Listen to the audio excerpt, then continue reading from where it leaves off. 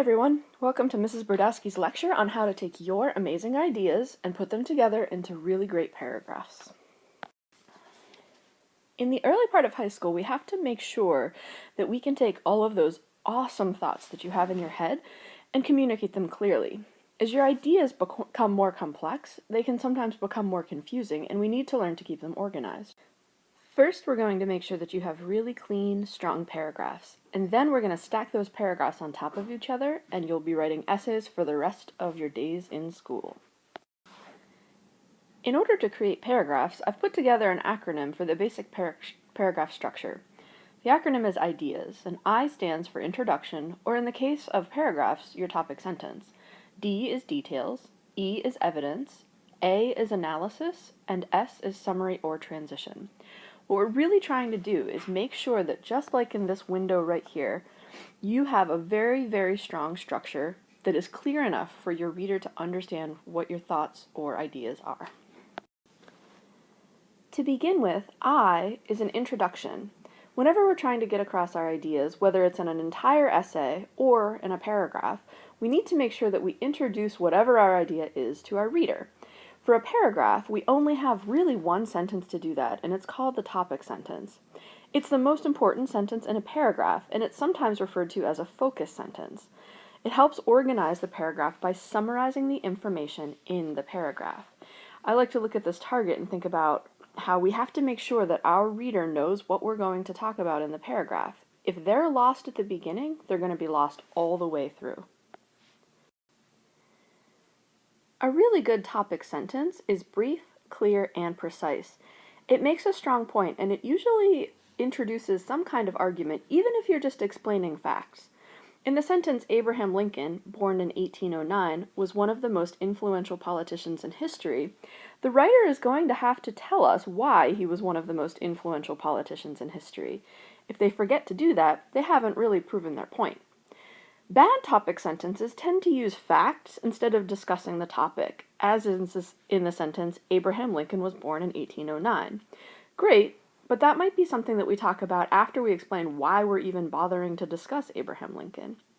Also, and this is one of my huge pet peeves, frequently bad topic sentences use unclear pronouns, meaning that we don't know who he was born in 1809.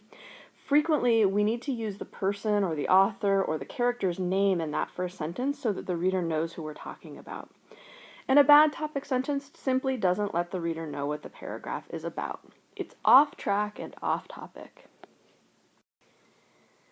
For D, details, you may have heard the idea that the devil is in the details. This is an important idea because information that the reader needs to understand the topic should show up right after your topic sentence. If you introduce a literary term, you may need to define it.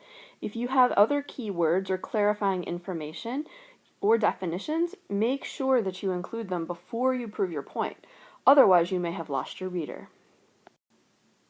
If you forget to include some really important details, you're going to have a devil of a time convincing your reader that you know what you're talking about. Next is E, evidence. Now you have to prove your ideas. In the topic sentence, you introduce them, and with the details, you clarified them. Now you have to pull examples and quotes out of the text to back up what you're saying with whatever text it is you're using. This is extremely important in high school because this is the proof that you're then going to analyze to make sure that the reader understands exactly how you've come to the conclusions that you've made.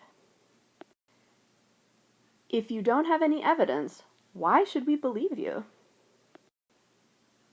Next, we have A, analysis.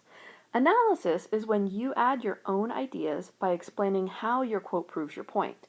You're literally helping the reader up over your topic so that they can understand something new from what you've learned.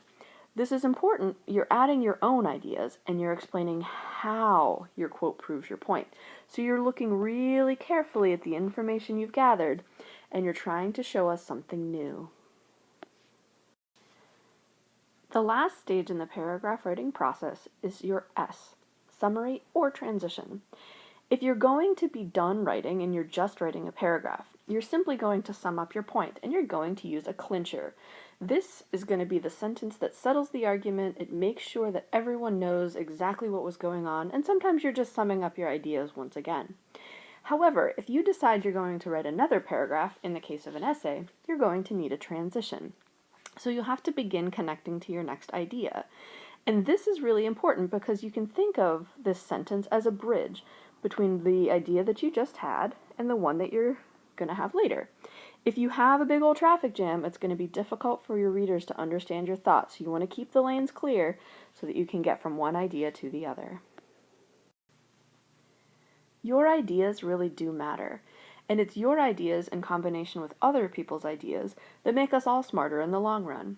So you really need to be clear in those 5 separate areas in a paragraph: the introduction, topic sentence, details, evidence, analysis, and summary or transition, so that you can exchange your ideas clearly, whether it's with your teacher, your friends, or when you're a famous writer, with your readers. Thank you for watching the lecture, and feel free to go back, pause, and take notes again anywhere you need to.